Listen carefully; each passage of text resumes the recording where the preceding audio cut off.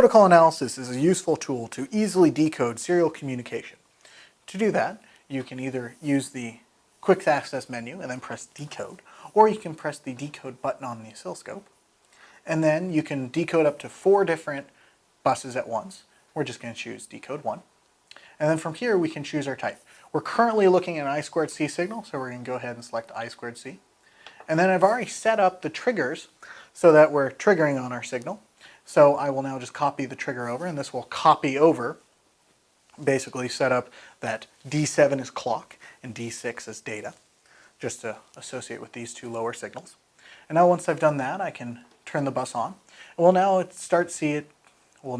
see it now start to display a decoded signal. And within this, I can now press display, and I can change our format. Currently we're looking at it in hex, but we can change that to, say, ASCII.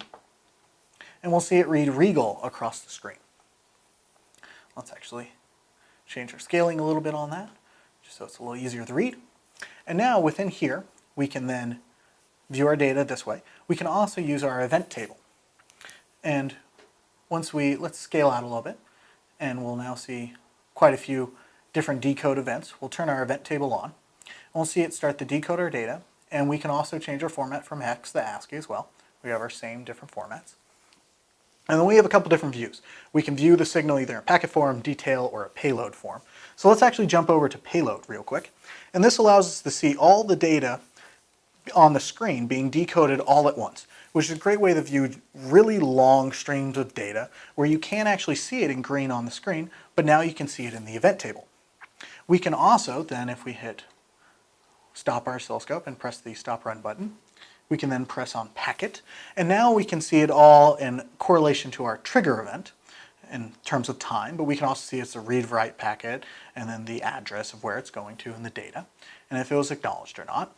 And we can say go ahead and select one, so let's go ahead and select the third one down, and then we can press jump to. And within this, we'll actually move on the oscilloscope our trigger point, so we've actually jumped to that packet, so that, say we then exit our event table, we can then change our scaling in, and further view it, which is an easy way to move around on long serial communication data to allow you to see if there's any parts of your signal that have errors, and once you find one, easily basically view it on the screen and see if there's any problems with the actual bits themselves, or if it's something else that might be causing it.